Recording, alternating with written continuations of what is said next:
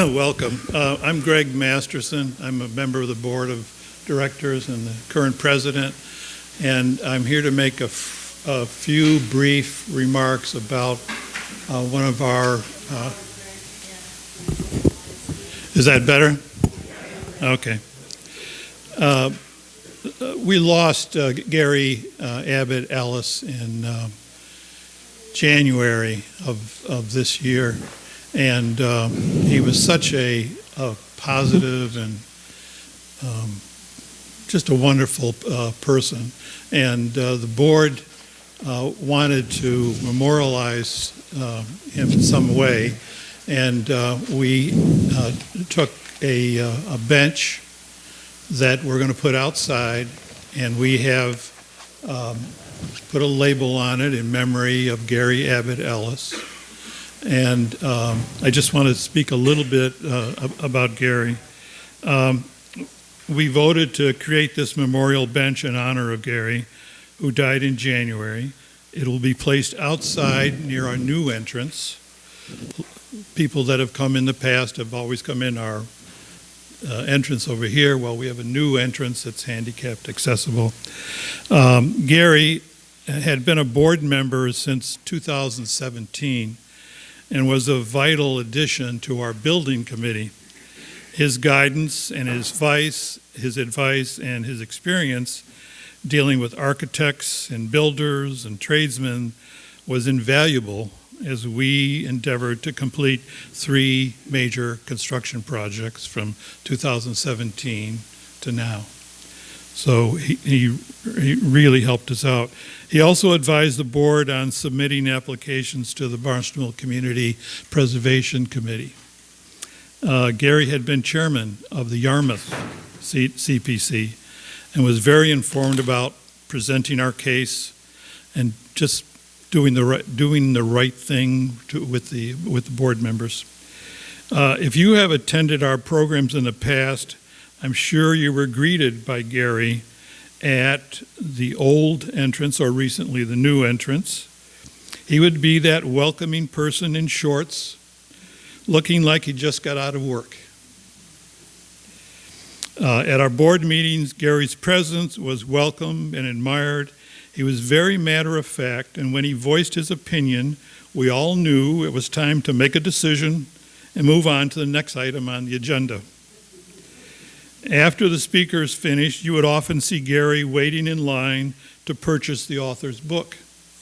He was an inquisitive person with many interests. We miss Gary, and we hope to live our lives as he did, appreciating nature, local history, and being of service to our community. Thank you.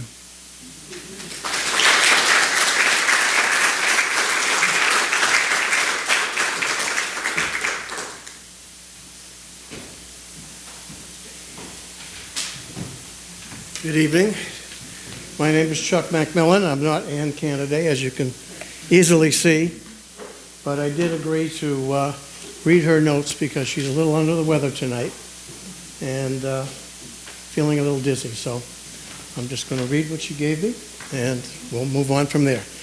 First of all, next week we'll have Dr. Michael Prego, who will discuss slavery and abolition on Cape Cod.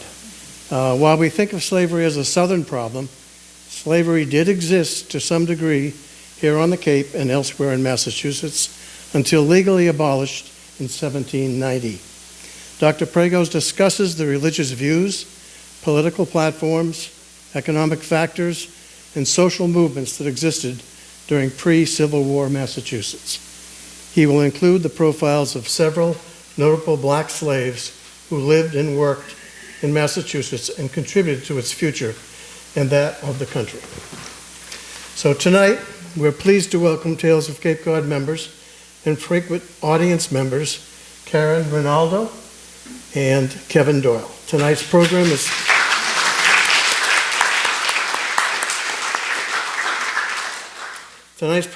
is sponsored by Dee Dee and Bob Rice. Are they here? Thank you very much. And by Diane Mahoney, who's in the other room taking the money tonight. Also my wife. 2025 marks the 250th anniversary of the beginning of the armed conflict between the colonial militia and the Crown, which became the American Revolution. Karen Rinaldo is a visual historian and has depicted through her artwork the ride of Paul Revere to the subsequent retreat of the British regulars to Bunker Hill. Keven Doyle is a military historian, retired combat veteran. He was a Lexington Minuteman who wrote the script for the annual reenactment on Lexington Green. Copies of Karen's artwork depicted the events and will be available for purchase after the program. So welcome, Karen and Keven.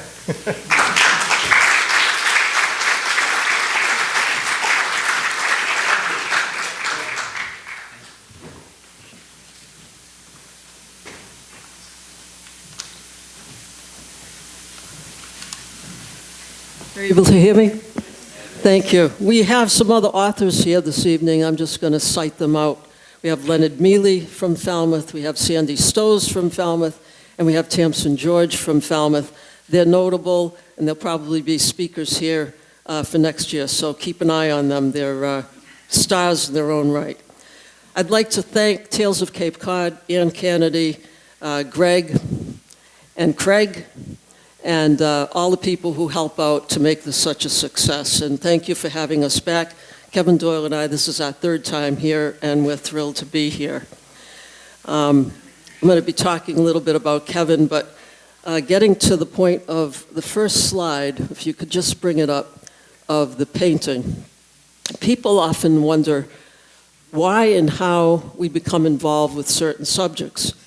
For myself, I've always been involved since 1975 and 1976 with the bicentennial, significant historical commemorative years.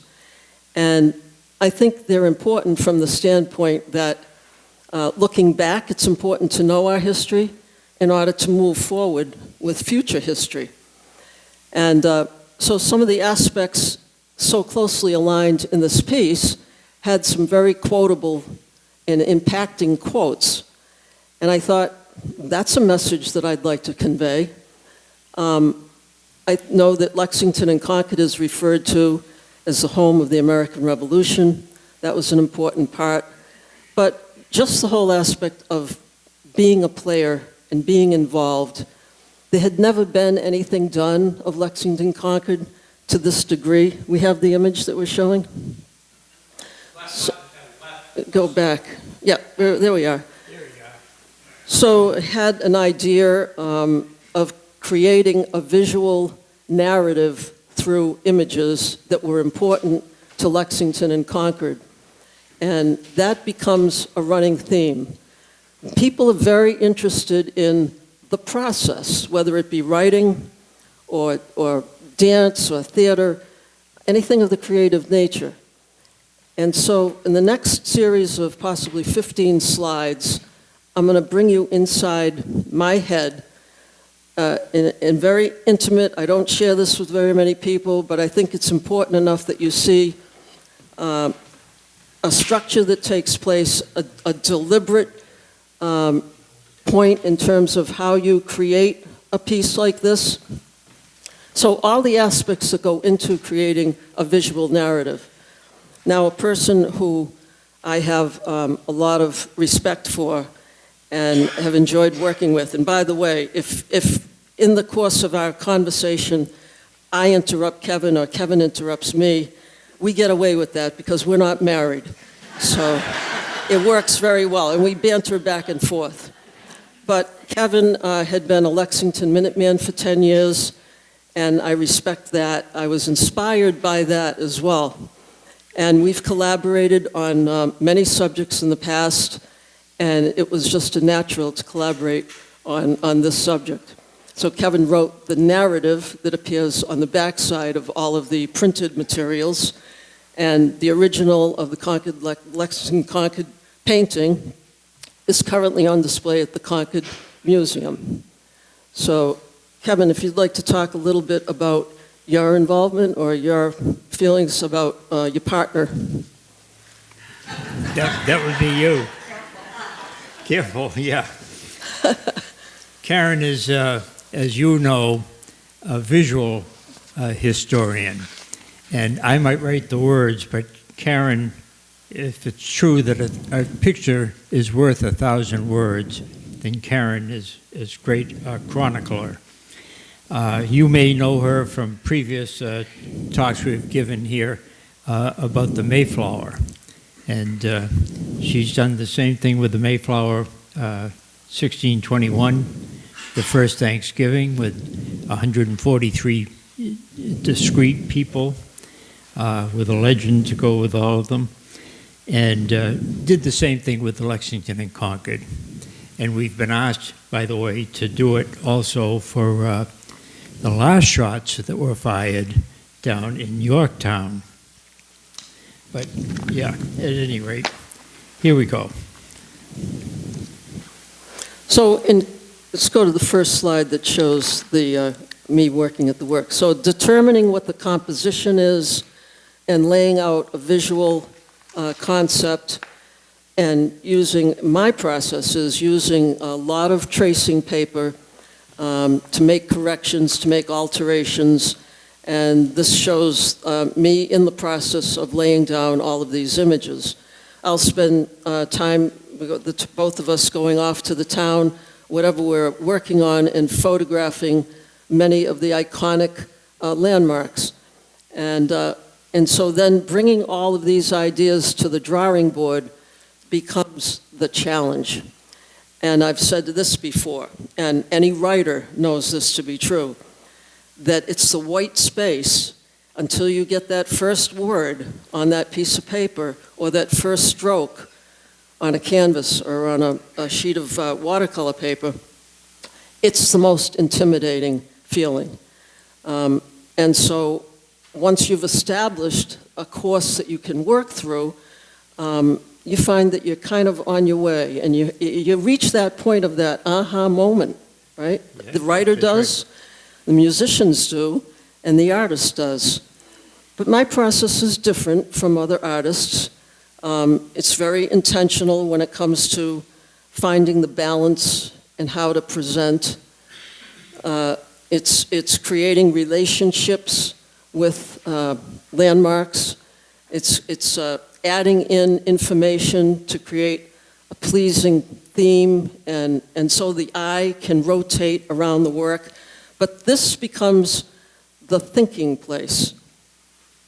And within this thinking space, you can make corrections, because obviously you will have mistakes for spelling or positioning. You'll want to reposition.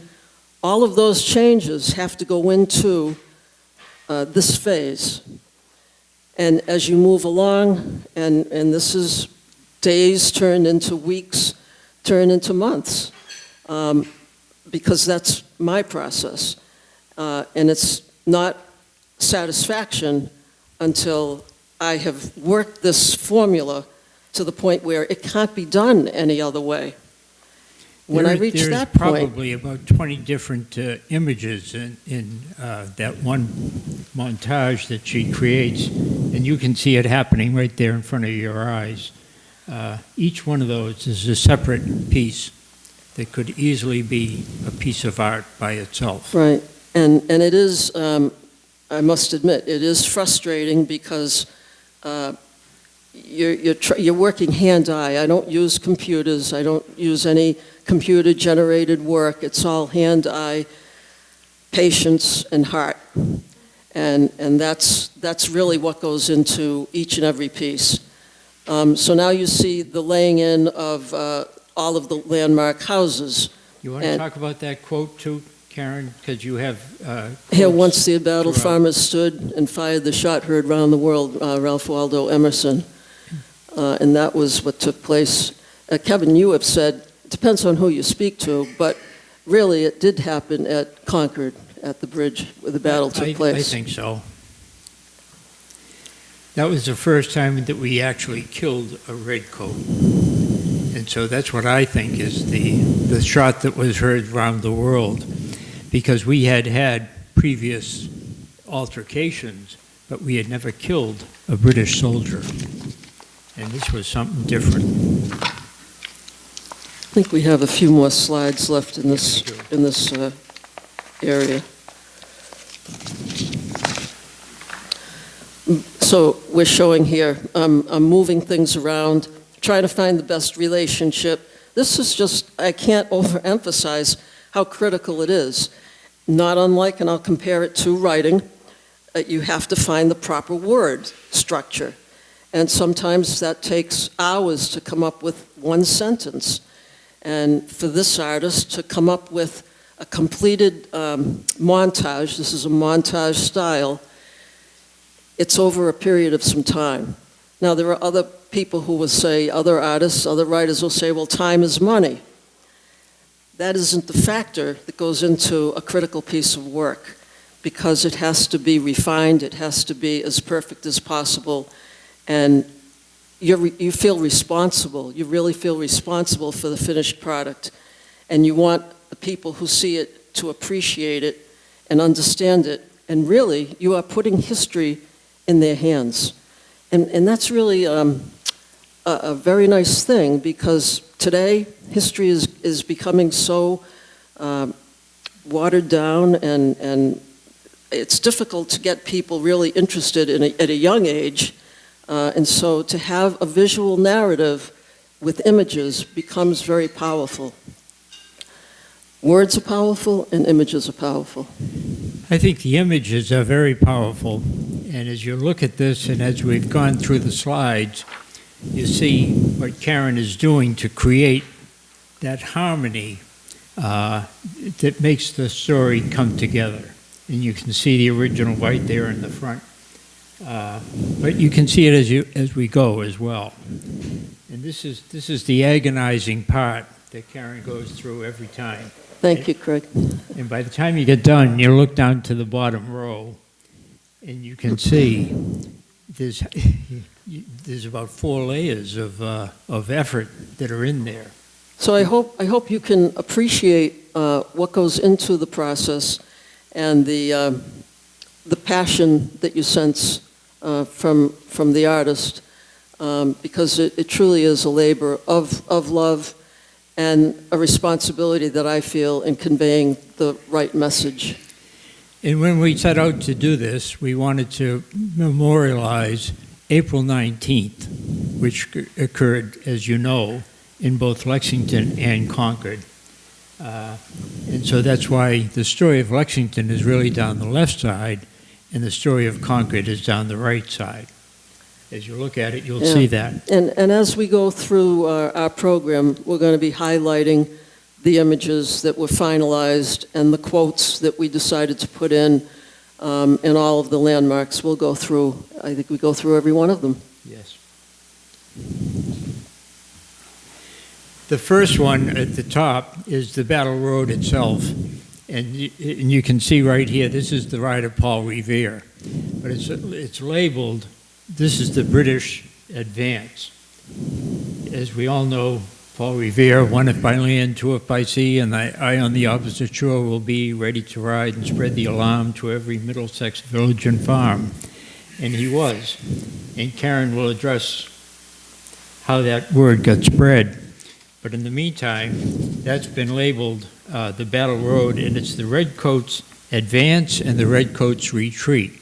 And we put a timeline on there. So you show the Redcoats were leaving from Boston about 8 p.m., then 2 a.m. as they advanced through. They arrived in Lexington just before dawn.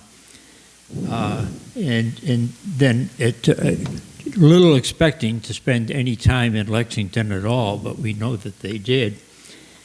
So they got up to Concord a little bit later, but within hours after they got to Concord, they said, this is a bad idea. And they started heading back right down the same road again. And most of the action that we're going to talk about happened either on Lexington Green, at Concord Bridge, or on the road back. And on the road back, there was 4,000 Minutemen and militiamen that actually ended up spending time on April 19th. Go ahead. The first house, the first house that's passed on Battle Road is called the Vassall Craigie Longfellow House. Now, Vassall and Craigie were Tories, and they had already abandoned their house and gone to Canada. They knew that things were going to get testy, so they had abandoned the house already. It's a beautiful home, and it's kind of interesting that it turned out to be Washington's headquarters. This beautiful building, this beautiful home, and that's where Washington set up between 1775 and March 17th, which was the evacuation day, when the British left. It was really St. Patrick's Day, but And we important don't to make a note, big too, deal. that Longfellow wrote The Midnight Ride there, Yes, Tales of the Wayside Inn. right. And So it had a great literary connection as well. it did. And this is one of the houses that was built right as he drove along, as he rode along Mass Avenue. It was called Tory Row because there were 7 houses just as grand. This one I like to talk about because it was only about 2 miles away from my childhood home in Arlington. And we all studied this in the 4th grade. The Jason Russell House, Arlington was called Monotony at that time. It became West Cambridge, and ultimately it was named during the Civil War after the Arlington Cemetery in Washington, in honor of Arlington. And that's why you see so many Arlingtons around the country, really. They were mostly all named after the Civil War. How many of you have been to Lexington and Concord? Oh, sure, there you go. Almost all, yeah. Crowd like this? Sure, we'll get a bus tonight. At the Jason Russell House, it was the bloodiest exchange, and the most Minutemen were killed there. It was just a simple house, but this happened probably around noontime, a little after noon, and the British were already in retreat, and the word had spread about what had happened at Lexington. We'll talk about that. Mm-hmm. This is your slide.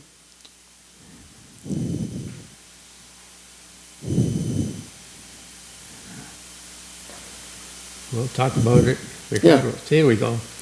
The Hancock Clark House. This is where John Hancock and Sam Adams were where they stayed when they were going to the provincial congress in Concord. I often wondered, why is it called the Hancock Clark House?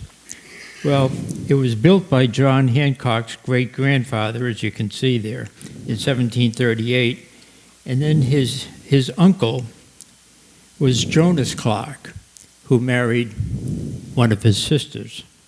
So that's why the Clark name got in there. And John Hancock and Samuel Adams were out there. They were rebel rousers. There was no question about it. And they were all for independence and fighting for liberty. And so they would have been a prize target for the soldiers marching out. This is where Revere and Dawes and Prescott, and Karen will be talking about those 3, why they would converge on the Hancock Clark House that evening. Mm-hmm. You want to talk about that now? No, we're at the Hartwell House. Okay. This is one of your slides, known as the Witness House. So several of the houses were labeled Witness House, and what that meant was they really observed and saw the violence and the difficult situation that the colonists were experiencing. And so there were several titled Witness House. Yeah, and that was a father and 2 sons. They were all involved as Minutemen, militiamen. Yeah, the old Manse House is located at the North Bridge. Again, it was home residence for a while to literary giants like Hawthorne and Emerson. And it was right there where the battle took place. So it was walking in the footsteps of history, and we took several pictures here, walked around the properties. Yeah, it was just an amazing experience. And to know then how we were going to transpose all of this information into the painting. Again, responsibility. And Reverend William Emerson was actually a chaplain to the Concord Minutemen. And he turned out to be the grandfather, I believe, of Ralph Waldo Emerson. And then Emerson, of course, left the manse to Nathaniel Hawthorne. So he wrote a couple of his short stories. So as Karen said, it's loaded with literary history. Yeah, and the Concord hymn is inspired by Emerson's quote, or the part of the poem that he wrote, by the rude bridge that arched the flood, their flag to April's breeze unfurled. Here once the embattled farmers stood and fired the shot heard round the world. And that's what the flag says. Now, not everybody believes that the flag was there, and it's, I'll say, reputed to be there. I mean, there's no proof of anything anymore. I was taught that it was there. And what you see is the mailed arm coming out of a cloud saying, "Conquer or die." That's the Latin. And there's reason to believe it was there because that's the quote. Their flags unfurled to April's breeze. There's only one flag that was said to be there, and that was the Bedford flag. Certainly there was no Betsy Ross flag in 1775, so what flag was there? So I think that, one of the jobs of a historian is to take the best reasoned guess, the best reasoned estimate, I should say, based upon the facts that are known. And given the facts that are known, their flags to April's breeze unfurled, yeah, I say it was there. And I say it carried over to the Massachusetts flag, and that's what you see up in, gotta remember to do this. And that's what you see up above the crest. Now, Revere had designed this. Yeah, Paul Revere did the original, and Paul Revere, Hancock designed, and Paul Revere engraved it. And the idea of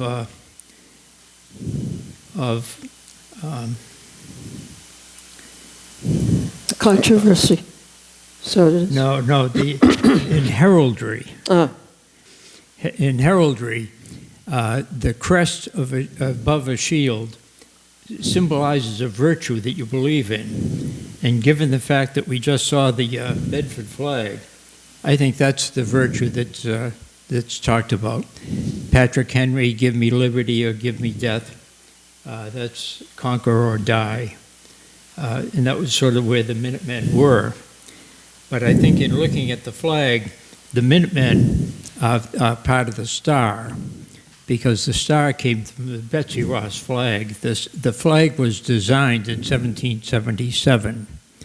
So now we have declared our independence, and the banner around the inside, the outside, says "Ense petit placidam sub libertate quieta," and "Ense" is by the sword. By the sword, we seek placidam, but only sub libertate quietam. Only peace, only under liberty. So they were in it to win it.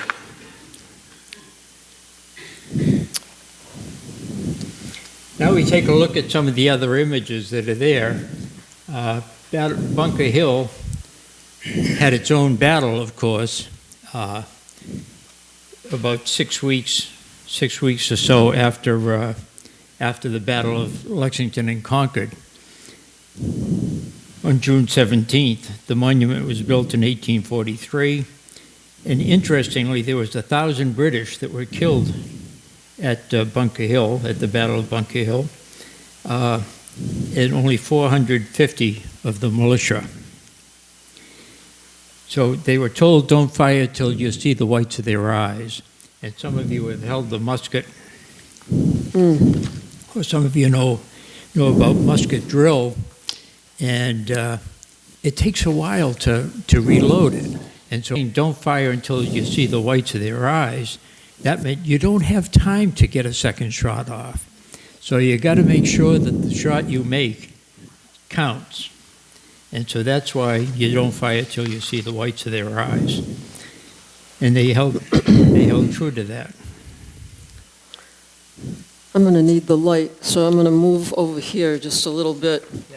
So we cite here that Paul Revere, William Dawes, and Samuel Prescott were some of the other riders on Battle Road. But there were other riders, and they were out alerting communities about the British and their movement, troops approaching. And there was a poet in my research by the name of Helen Moore. She was an American poet. And she corrected this oversight with a very interesting little parody that she wrote, recognizing William Dawes. And it goes a little bit like this. "'Tis all very well for the children to hear of the midnight ride of Paul Revere, but why should my name be quiet, forgot? Why rode as boldly and will God wot? Why should I ask? The reason is clear. My name was Dawes, and his Revere." So I thought that was very clever. And I think I'm going to write my own parody. So my parody goes like this. "Listen, my children, and you may hear the applause for the other rider. His name was William Dawes. Revere went by sea, Dawes by land. An American soldier, a brave battle road man. Ah, yet, but another gallant rider who jumped a stone wall so he wouldn't get caught. His name was Samuel Prescott. How did we forget to ring their bell? Like the postman named Israel Bissell. He too would have a tale to tell." There was another American poet and historian by the name of, his last name was Perry, and he was writing in the style of Longfellow. And he also came up with a little ditty. They all seem to be captivated by those first few words, and it was interesting to read them. I enjoyed writing my little bit too, but I wanted to really talk a little bit more, since we have this slide, about Paul Revere and the poem "One by Land, Two by Sea," Revere's Ride, which really put Revere into a very special elite status, you could say, because it was a legendary status. And he was truly immortalized with this as a folk hero in the ballad. But as a profession, he was a silversmith. And in Falmouth, at the Falmouth Congregational Church, there's a bell that was cast by Paul Revere. Revere never yelled, "The British are coming." He said, "The regulars are coming." And that was because it would have confused the colonists at the time, who were still feeling a loyalty to the British subjects. He referred to his wife as the better half, and Gilbert Stuart did a portrait of both of them, and Revere's wife had passed away shortly after the portrait was completed. Some of you might wonder about his horse. I thought this was interesting. The horse's name was Brown Beauty, and it was confiscated when Revere was caught, and the horse was also borrowed from a deacon and never returned to the deacon. But that was a little bit about Revere's background. And we show the Old North Church here. Of course, the Old North Church had became well known for a lantern ceremony, because there were two lanterns that were brought into the belfry by a sexton and a vestryman. And they were used to warn the colonists of British troops and their movements. It was a coded message, so it was 1, if by land, and 2, if by sea. If the British crossed the river by land, 1 lantern was hung, and if they crossed by sea, 2 lanterns were hung. And this iconic phrase became part of Longfellow's ballad, and really, as I said, one other thing, his silver status as a silversmith, his prices escalated because of that poem. I mean, it was just, the notoriety was amazing. And that by sea was really just cutting across the Charles River, you know, going from one side to the other. But at that point, the tide was up to where the common is right now. So that was very close shore. And that's what the British did as well. So Revere was already positioned across the sea, across the river, and that's what he was waiting for, the symbol to see. So that was 1 if by land and 2 if by sea. But there was another writer, and this was a woman. Yeah, believe it or not, there was a woman. Well, okay. You know, the last of the famous night riders was surprisingly a woman. Her name was Sybil Luddington, but she wouldn't make her fame known until April 26th of 1777, and at the age of 16, she would have doubled the ride of Paul Revere. But she was bringing the alarm to Connecticut, from Danbury, Connecticut. Yeah. And that she was commended for her heroism by George Washington. I found that fascinating. So. Yeah, they did. They went far and wide, Yeah. as you know. There was people coming down from New Hampshire and up from Connecticut, and they were all there by April 19th. And that was why it was Battle Road on the way back. You know, the other point, see, we're interrupting, but again, that's okay. I'm interrupting you too. So I grew up in central Massachusetts. My house was on the old post road. It's since been leveled, but they had said when I was growing up that Washington had slept there, and chances were pretty good that he had slept there because it was very close to the route that he would have been traveling. And that story alone allowed me to take my friends through the very dungeon-like basement and charge 10 cents a head. So that was my beginning of entrepreneurship.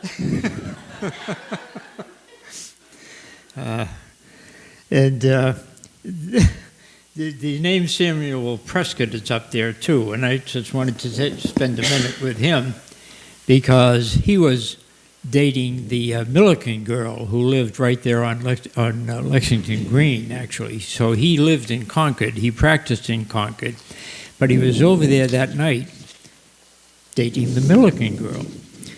And so when Paul Revere came through, he linked up with Paul Revere. Shortly after they left Lexington Green, they were stopped by a British patrol on the road. And that's when Revere's horse was, what was the horse's name? Brown Beauty. Brown Beauty. Brown Beauty was confiscated, but Prescott got away. And the reason Prescott got away is because he was dating the Milliken girl from Lexington. He knew how to cut across the fields. And the fact that they were all swollen with water and that sort of thing, and it was all marshy, he knew where the trails were. So he was able to escape, and that's why he got away. And he took the word up to Concord. And as is true in all of these montage pieces, the center focus becomes a very important piece of the work. And we felt that the stand your ground, don't fire unless fired upon, the words from John Parker made a very appropriate center focus for the painting. And then he continued on, but if they mean to have a war, let it begin here. Now, as Karen mentioned, I was a Lexington Minuteman at that time, and I was interviewed by a couple of newspapers and so forth. And one guy said, well, how do you feel about Concord? Says that they had the first shot, the shot heard around the world. I said, well, they had the benefit of poem, but we managed to shoot one British horse. At any rate, that is a great monument right there on Lexington Green. And this really goes to the heart of everything that was inspired here. It's the Minuteman Oath. These men gave everything in life, yea, in life itself, in support of the common cause. And we still take that oath. As a Minuteman, I took that same oath. And it's telling. You know, I've been in real combat, but when I stood on Lexington Green and I knew that the British were coming and the 10th Regiment was closing in on the green, I felt a shiver. I'll tell you the truth. And when my musket misfired, I said, it's got to fire. And I kept on priming it and jerking it around until finally it shot. And so that musket, some of you have already held, and you're all welcome to hold it before you go home. That was fired on April 19th in 1975 by me. And you know, Kevin, the other thing, these were your average citizens who threw down their plow to go and pick up their musket. They were average men who became more like statesmen. Yeah. And, you know, you can't say enough for, well, when you hold that musket, I had no idea of the weight, but you think about the gravity of the time and the weight of the gun. Incredible people. Yeah.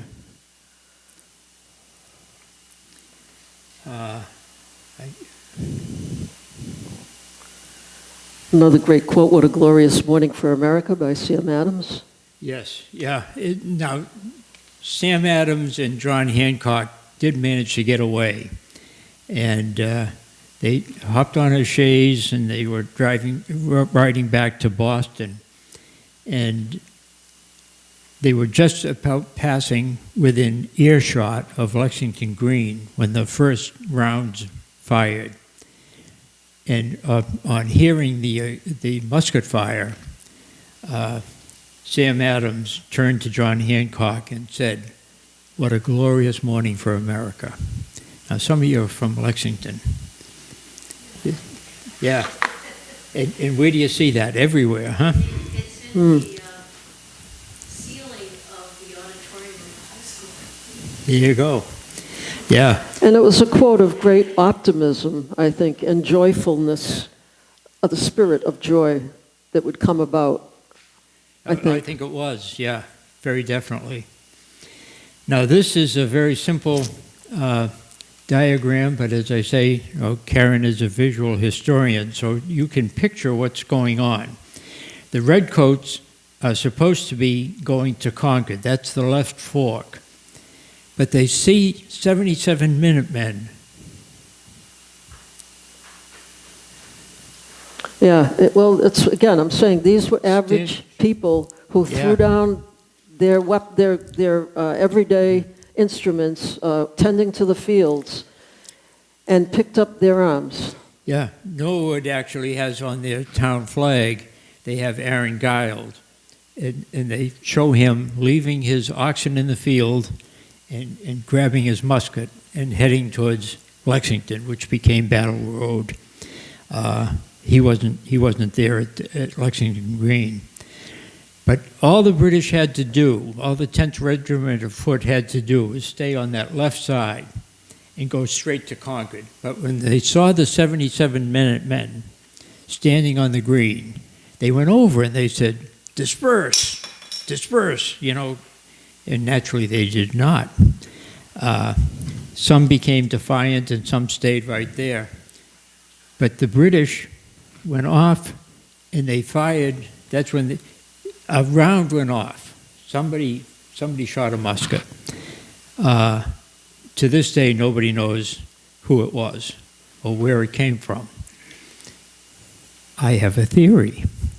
And I used to tell people on Sunday afternoon when I was standing on Lexington Green, I suspect it was a Minuteman who was roused from his sleep by John Hancock at midnight. It's now dawn. Many of them stayed at Buckman Tavern that night. So I would point to the second floor and say, I suspect somebody was, one Minuteman in Buckman Tavern must have been in that window and took a pot shot, and all the cameras would go. I used to get a kick out of it, but I actually do believe it. I suspect it came from Buckman Tavern. There was a short skirmish. I mean, Lexington lasted for 15 minutes. People get up. Did you get up and see the battle? You know, it lasts 15 minutes, you know, and it's over. But Right. 10,000 people will come and ring the green to see it happen. Because the British regroup and they continue on up to Concord. Naturally, the word gets out about what happened at Lexington. They left eight Minutemen dead, and 9 Minutemen were wounded. The Buckman Tavern is the Lexington Historical Society up there by the Village Green. So here's, then they went up to Concord, and here we have the Concord Minuteman, which was fashioned by Daniel Chester French, whose name some of you will recognize as he was the sculptor, obviously, of the, I shouldn't say obviously, he was the sculptor of the Lincoln Memorial, the sitting Lincoln. That was Daniel Chester French. He was a local sculptor. And it shows the plow and the farmer. That was made from melted down Civil War cannons. That was what was refashioned into that statue by Daniel Chester French. And there's the Rood Bridge right there. And it's as stirring from the front as it is from the backside. Yeah. Yeah. And you've been there too, I assume. Who's been to Lexington? If you went to Concord, you've been to, you've seen the bridge as well. Here once the embattled farmers stood and fired the shot heard round the world. The farmers were all up on the hillside right over there, and the redcoats were in the town. And there was men from Acton who were also there. In fact, those were the first two patriots who were killed, was two men from Acton. But this is also where the Minutemen shot and killed a British soldier. So there's even to this day, 3 British soldiers, 3 British graves are marked. They're buried there. Yeah.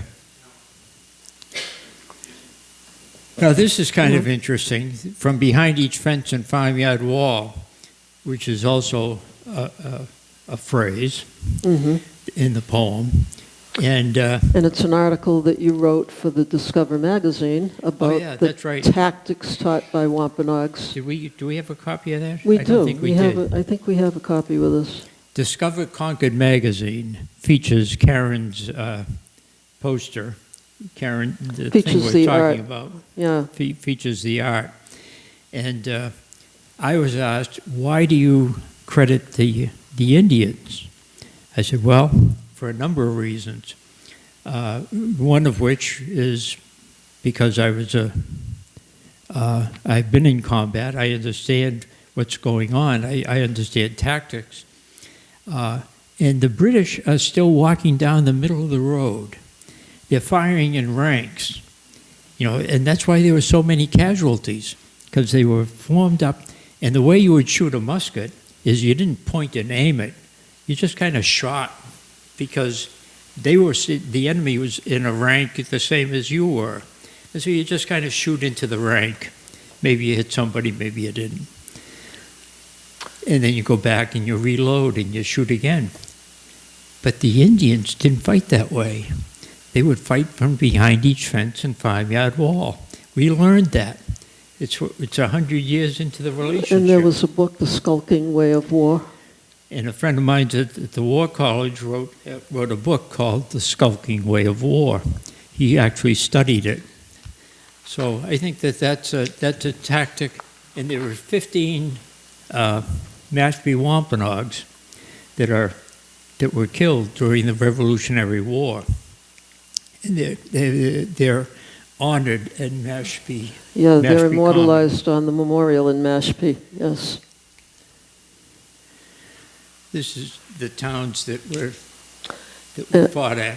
And this, you impersonated Monroe, Nathan Monroe. I played Nathan Monroe in the battle. Yeah, that was the role I had. I was invited to actually stay in the house that night, but had the kids with me and everything. We would have had to move in. We would have outnumbered the Monroe family, so I had to beg off. There's the John Buttrick house. Does anybody remember Buttrick's ice cream? Yeah, there you go. There you go. Sure.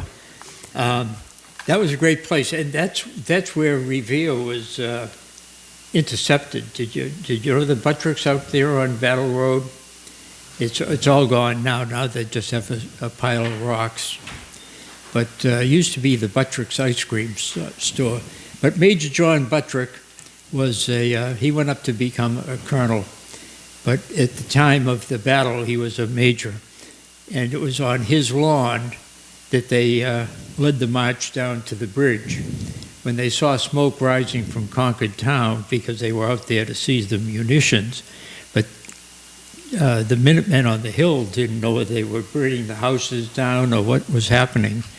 So they said, let's get... We just slid through a few slides there. Oh, gee, Yeah. did I do that?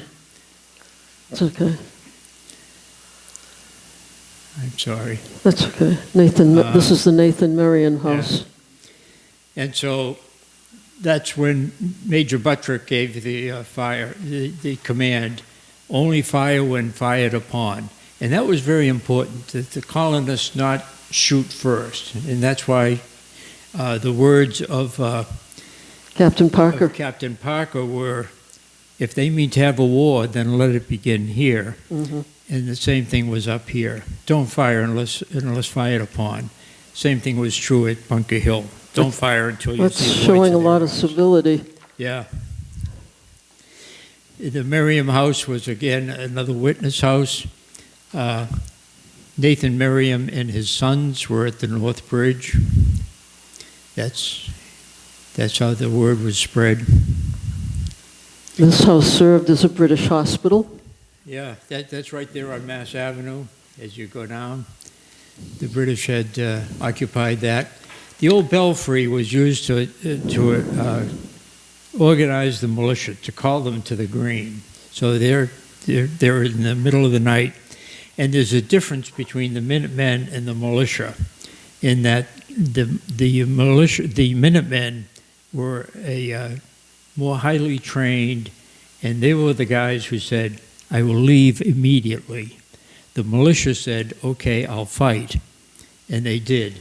Oh, jeepers.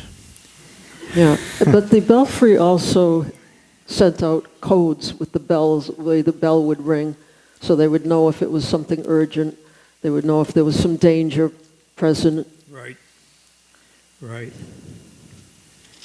Buckman Tavern, as Karen said, that was right there on the green. It's still right there. It's the headquarters of the Historical Society. And when we reenact the battle, you've probably seen Thaddeus Bowman rides up on his horse and goes, Captain Parker, Captain Parker. The regulars are out, and Captain Parker comes out of that doorway, and It's pretty dramatic. Of Minutemen pile out. William Diamond is a 16-year-old drummer. He starts tapping, which is just a roll, and play a cymbal. So they come charging out of the Buckman Tavern. How many of you have been to the Longfellow Wayside Inn? Yeah, that's a beautiful property. And it was built 300 years ago. It's seen a lot of changes. It saw Indian attacks, colonial wars, watched the stagecoach and the beginning of automobiles. I think that's it's amazing when you think about it. And there it is. We've all been in it. And if you haven't, get up there, because it's great. These are some of the minute companies along the route, the different towns on Battle Road. We took mostly the local towns. Yeah. This was Discover Magazine. It just came out a month ago, and it has a very nice article that Keven composed and talks about the skulking way of war. Yeah, there's Karen's image right there on the side. And I was asked to write a little story about what happened. It's also on the backside of the image. But then, because I mentioned the Wampanoags, and I gave credit to the tribe for helping us win the battles, they said, well, why would you say that? And so that blue area is all about the explanation. And now this slide goes to, in the words of the Lexington Minuteman, and Keven is going to read the first two sections, and I'll pick up on the third section here. Yeah, this is from the narrative that I wrote for April 19th, 1975, and it's still being used. We had rehearsed this. I became a Minuteman in 1973, and I had some historical background. So the next thing you know, I was asked to write the narrative for the battle. So we tried it out in 73, 74, and then we had it perfected. So by 75, and what we decided was we would talk and then let the action happen. And then we'd talk some more and let the action happen, rather than talking all the way through it, because it's really quite a... Who has seen it? A couple of you have been out there at it's pretty first moving. thing in the morning. Yeah, it's pretty... It's very dramatic. Very moving. So I would, as a narrator, say, "Good morning, Patriots. What a glorious morning for America." The Lexington Minutemen welcome you to this morning's reenactment of the history that was made right here on Lexington Green 200 years ago. Today you will see history unfold in three phases: before the battle itself, and after the battle. Let's begin with a review of events that led to Lexington. Trouble had been percolating in Boston for years, especially since the end of the French and Indian War in 1764 and the imposition of the sugar tax to pay for it. The Boston Massacre occurred in 1770. The Boston Tea Party was 1773. And on the evening of April 18th in 1775, the Sons of Liberty found out that the British Army was planning to seize the munitions that the colonists had been storing in Concord. They would march through the night to appear early in the morning in Concord. John Hancock and Samuel Adams were attending the Provincial Congress in Concord and were staying in Lexington at Hancock's cousin's house, just a few hundred yards from here. Paul Revere set out from Boston to ride to Lexington to warn Hancock and Adams that they might be in danger of capture by the British regular. Revere also warned the towns along the way that the Redcoats were coming. Paul Revere arrived in Lexington close to midnight on the 18th. He warned Captain Parker of the regulars' intent to march to Concord. Captain Parker ordered the alarm bell to be rung to summon the Minutemen to the Green. The Minutemen left their homes and came here. Many of them spent the night over there at Buckman Tavern, or with relatives nearer to the Green. If you direct your attention to Buckman Tavern, you will see Thaddeus Bowman ride his horse up Mass Avenue and call for Captain Parker to advise him that the regulars are about a quarter of a mile away. Captain Parker will then order 16-year-old William Diamond to beat his drum to rally the men to the green. 77 Minutemen will answer the call. Then it plays out. So now the Minutemen are all on the green, and we get into the mind of the Minutemen. So, part 2. The Minutemen are coming to the realization that they're about to face the 10th Regiment of Foot, the British regulars they call redcoats and lobsterbacks. Captain Parker steadies his men and urges them not to provoke a fight, but adds the words that are on the monument: if they mean to have a war, let it begin here. When the regulars veer off the road to Concord, they order the Minutemen to disperse. They release 2 men from Woburn. No, this is right here.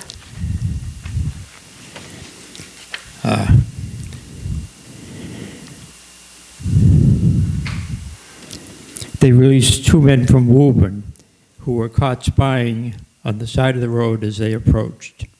Some men will start to leave, others will step forward in defiance.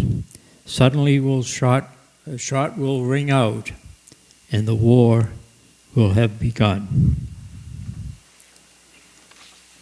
Then The battle is over. The battle happens. The battle is Battle over. happens. The colonists are stunned. The women and children run to their loved ones. And Minutemen are killed and 10 more are wounded. The Redcoats reform and continue their march to Concord. Sam Adams will bear the musket fire as he leaves town in his carriage. And he will turn to John Hancock and explain what a glorious morning for America. The British soldiers will come back through Lexington at noon along the same route as they arrived to return to Bunker Hill by nightfall. Before the day is done, 4,000 Minutemen will come from many miles around to harass the Redcoats as they march down the avenue. This extraordinary day will leave 73 British soldiers dead and 174 wounded. The colonists will lose 49 and have 41 wounded. The men from Lexington are remembered by name: Robert Monroe, Jonathan Harrington Sr., Samuel Hadley, Jonas Parker, Caleb Harrington, Isaac Muzzy, Asa Porter, and John Brown. The war for independence had begun.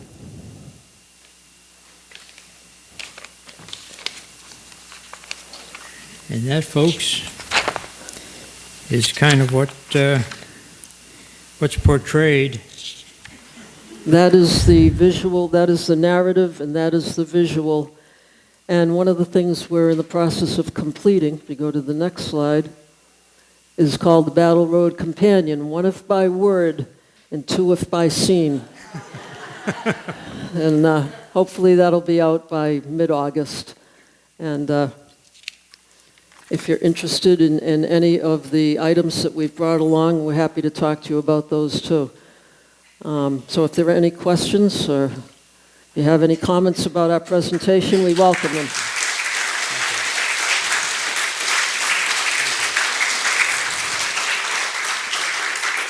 Question down back. Yes, sir. I'm assuming that all of the structures that you showed are in existence today? Yeah, Yes. everyone. Everything's been... Everyone, yeah.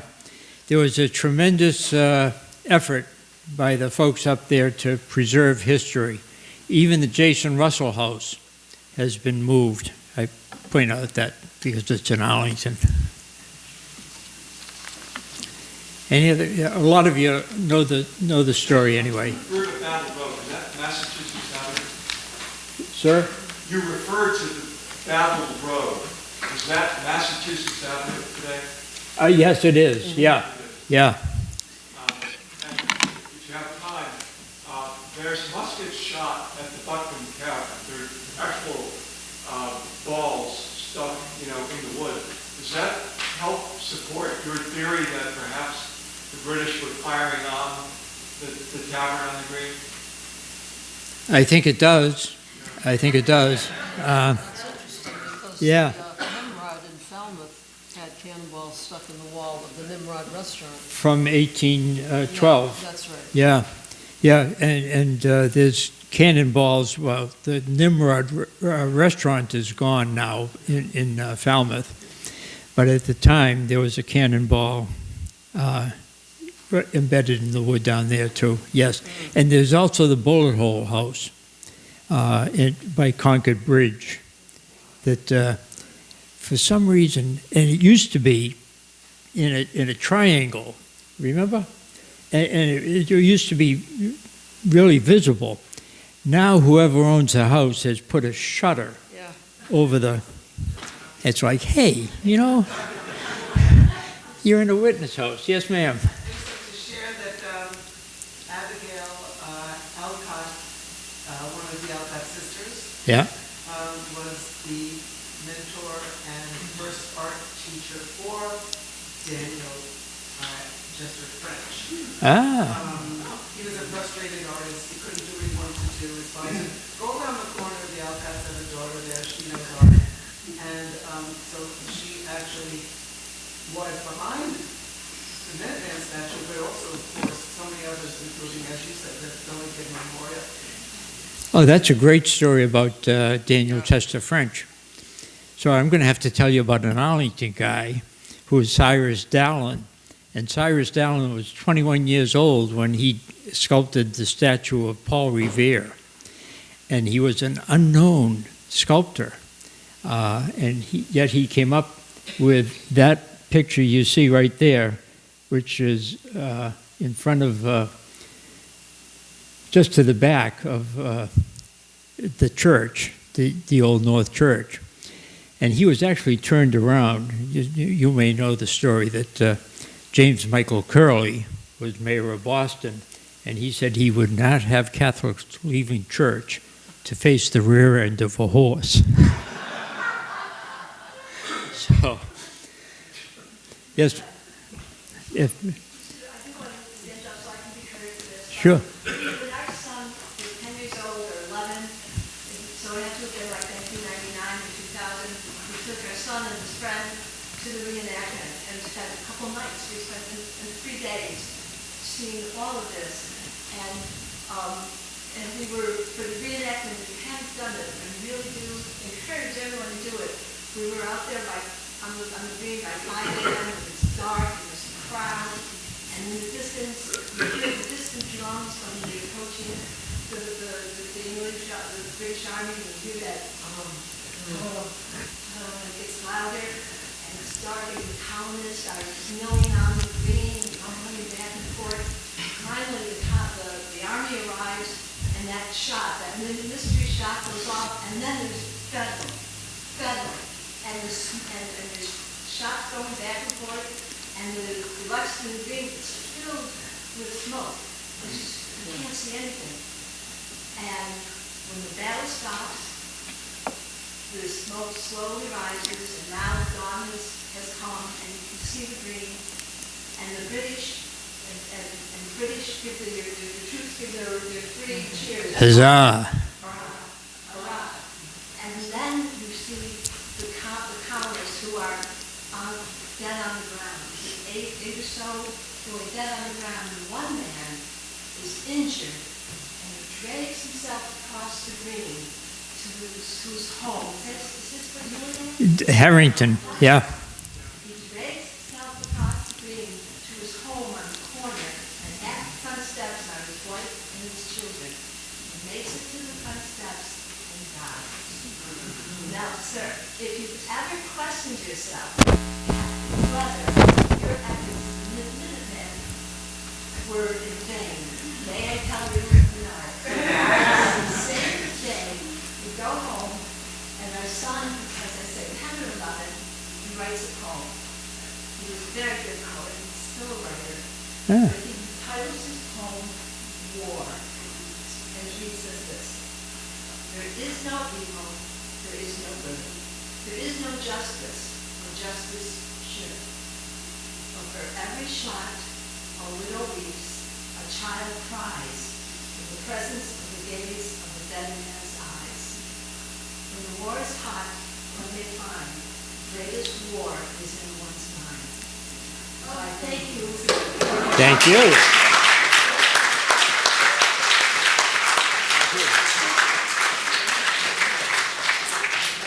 You're coming on tour with us. That was great.